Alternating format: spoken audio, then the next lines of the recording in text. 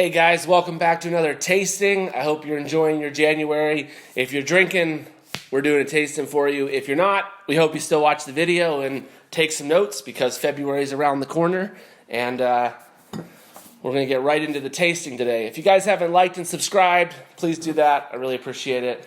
It helps out the channel a lot. And any of the likes that you give the video, it's going to reach like another 500 people in the reach. So if you guys could just give it a little like, hit that like button, I'll reach 500 more people, which allows me to keep doing this channel and bring more people value. And hopefully you guys can stop drinking bad drinks and start drinking stuff like Highland Park 12, which is one of my favorite new whiskeys.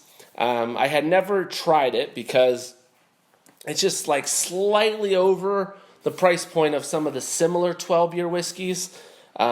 I think this is coming in at like $60 for the 12-year, for the base yeared whiskey, which is a lot because, you know, Glenlivet 12 is $25 to $30 at Costco, maybe $32 if you buy it somewhere else. Glenfiddich is like $30. You got, I think the only one up there like this is Macallan, which is a big name, which people love. And if you look at this, you probably haven't even heard of this. Maybe some of you have, or you've seen it at a bar somewhere. They just started at a really high price point, and I was kind of thrown by that. I was like, I'm not going to spend $60. What if it's not any good? And so I tried it at a restaurant, and I loved it.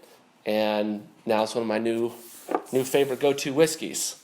So let's get right into the tasting. This is from Scotland.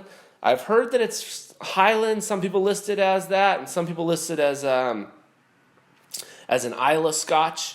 It definitely has some peat to it, but it's not the intensity as some of the other smoky whiskeys like Lagavulin, or even that Kirkland we had was smokier than this.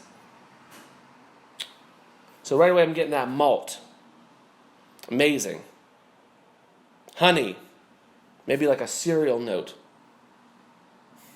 A little bit of apricot, orange.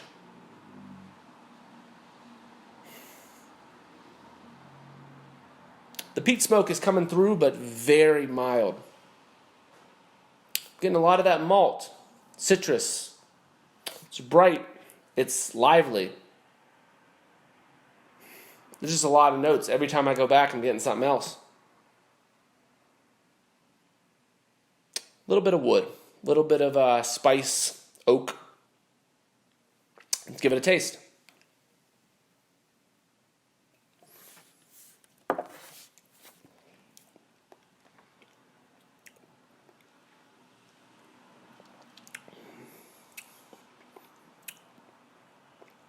Incredible. It has this leathery honey sort of notes up front. You get some of that citrus, some of that orange.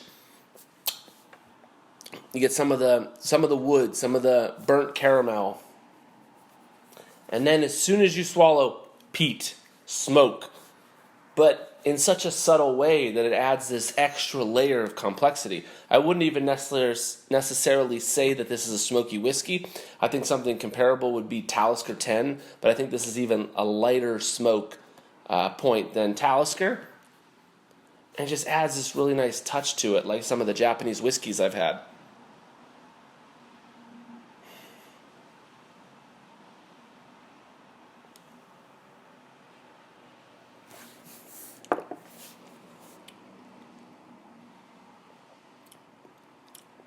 Honey.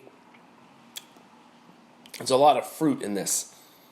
Like the citrus I said, some berry notes, almost like an orange pound cake. There's a little bit of that cake, fruit cake sort of note, cereal note, malt, and then that peat. It's really great. I think it's a really incredibly balanced whiskey. I actually bought this bottle in a Christmas kit, and it had this bottle for the same price as the other one, just by itself. But this one had, up here, it had a little 18-year mini that I opened on over the holidays. One of the nights, we were having a big family dinner, and I said, I'm going to start with this before dinner. And it was like a whole nother level of whiskey, the 18-year. It was really good. I think the price is a little high on the 18-year. I think it's like 150 bucks. I don't know if I'd pay that much, but the 12 year at 60 bucks, I think this is a great buy. I think it's a great addition to your bar cart. If you like Talisker, if you like those smoky whiskeys, you're going to love this. If you don't, if you love something that's a little fruitier, like a Glenmorangie, a Glenfiddich, I think this isn't that smoky that you're going to be turned off by it. I think this is going to be something interesting that you pull from your bar occasionally, pour a drink before you have a steak dinner or something.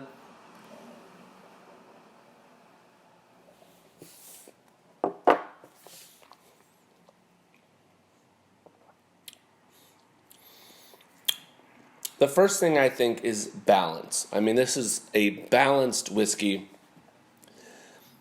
It's balanced in a way I would talk about the Japanese whiskeys. I think this is so well put together with the notes. I'm sure they're blending different barrels with like strong citrus and strong smoke and strong honey, and this one's softer, and they're putting them all together, and they're finding a really good blend here to make it a 12-year-old. It's all malt, but wow. So it's really one of the best scotches I've had recently, next to like Hibiki from Suntory or the Yamazaki 12-year. I had a Talisker 18 recently that was phenomenal, and then Highland Park 12. And to say that all those whiskeys I've tried at a bar, you know, at a place where I'm buying one shot because the bottles are $200 or $300, and then this one coming in at $60 a bottle, exciting me just as much as those ones. I think this is a steal for 60 bucks. Highly recommend it. I think it's a great addition to your bar. I think any Scotch lover is going to love it. I think if you like Japanese whiskey, you're going to love it. I think it's just a really balanced whiskey. You can make an old-fashioned with it. You can make a hot toddy, a cocktail, whatever you want. But I think just sipping it is the way to go. And the bottle's growing on me. I thought it was a little cheesy at first with the all the Viking symbols and stuff, but it's not what's on the outside, it's what's on the inside, and this is damn good whiskey. So highly recommend Highland Park 12. I'm going to give it a 9.0 out of 10. I think the 18 was a little bit better, but for triple the price, I think the 18 is not as much value as you're getting with this for $60, and so I highly recommend the Highland Park 12 to try. And if you love it, try the 15, try the 18, leave it in the comments, let me know what you think.